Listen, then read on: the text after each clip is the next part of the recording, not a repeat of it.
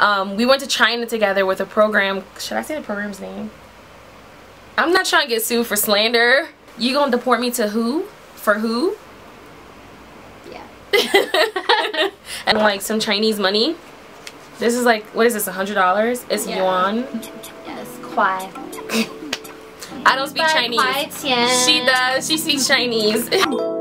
Yeah.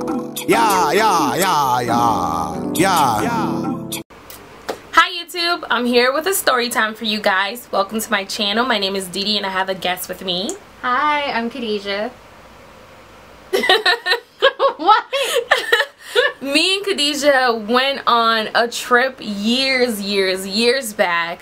Basically, on this trip, I was having like a hard time basically with my documentation, because at the time I wasn't a citizen. I was a legal resident, I guess, and I was having a hard time from the jump. So we ordered my passport and we couldn't get my passport right before the trip. It took like months, and my parents ordered it maybe like 4 or 5 months in advance, and my passport still wasn't coming. And it wasn't even a passport, it was a travel document that they sent to us. What they did is they had you do like these orientations, try and get you adapted to the culture, a lot of essays, research, and just also getting to know some of the other people. And so like I remember meeting her at one of them, but then like I didn't see her like after. Fast forward, we're on this trip. We visited Shanghai, Beijing, Xi'an, what is it, Xi'an, yeah, that one. Yeah, we did, because the terracotta shoulders. So and the homestay was there, and Hong Kong was the last destination. Yeah. And what? Xiangjiang. Isn't there one like Lijiao or something like that? I don't know. But yeah, so after going through our trip, our last stop was Hong Kong. So there's mainland China and then there's Hong Kong. For like 150x ish years, Hong Kong was a territory of England. So when the treaty or the contract was over, Hong Kong was given back to mainland China by England. But one of the stipulations was that it was going to be still be very European-esque, and like have like the freedoms that the citizens were going to still have the freedoms that they had under the British Empire, with of course like mainland. Anyway, and this is my theory, okay? I don't know, it's just my theory. So for American citizens, like you don't necessarily need a visa to get into Hong Kong because of that. Because for a really long time, I'm not sure if they still do this, but like you don't need to have a visa. American citizens don't need a visa to get into England. Okay, I didn't know that. So basically, all of my mates were okay to go through because they had their American citizenship, or they were born in the US and they had their passports. But I had a travel document which still said that my country of birth was Togo. I'm West African, for those of you who don't know. She's half Sierra Leonean. So basically it was still saying that my country of birth was Togo. So the police officers showed up when we boarded the plane to go to Hong Kong, and when we were getting off, they like gave us a very hard time. They're like, oh, she's not allowed here, she's not from the US. They like threatened to send me back to my country. They were like talking deportation, and then finally they're like, you have 24 hours to leave our soil, or you're going to jail, getting deported back home. And I'm like, I'm a child. And the leaders basically didn't give a fuck. Like they were trying to figure out who was gonna, like, they were basically doing a not it game, like who's gonna take her back home. Like it wasn't really 24 hours because it was 12 hours. It was like 12 hours at that point. Yeah, so they were like, you need to go. And like the kids were being so cruel. I remember I was crying because like they separated me from the rest of the crew. I remember that. I was trying to get over, and they were just like, nah, you need to shoot flag, don't bother. They appointed this black lady to take me home, and nah, she was adamant she wasn't going home. Yeah, like it was like all of them picked straws. She picked the shortest straw, and she was like, well, I'm not going home. Yeah.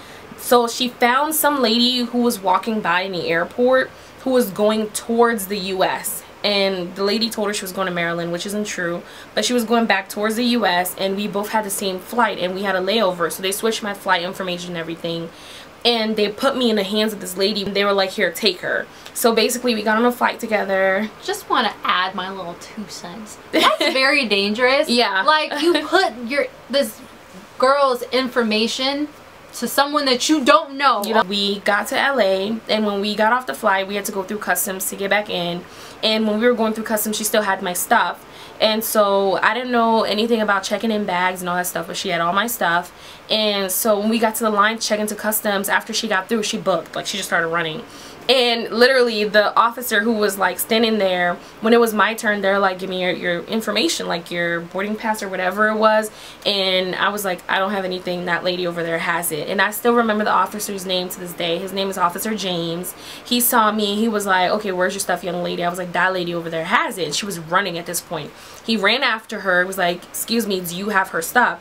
And she's like, oh, I'm sorry, yeah, my bad. Like, and so he was like, okay, well, you need to give this young lady her stuff. Are you responsible for her? She was like, yeah.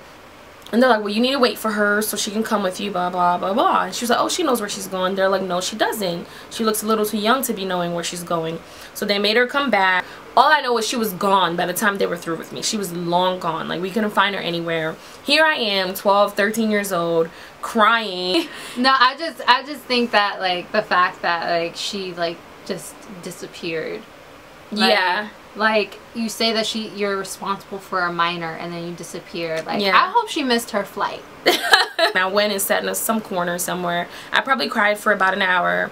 And ironically, after like the time has gone by and I was like done, like I got myself together, Officer James once again walks right by me. He's like, why are you still here? And I'm like, I don't know, the lady left me. I don't know where I'm going. I don't know what to do. I'm just here. And he felt so bad. He got me up, gave me a hug, brought me over to unaccompanied minors. But that was another issue too, because they had no way of verifying that I actually lived in the US. So they were thinking about sending me back to Togo also, which was a whole nother issue.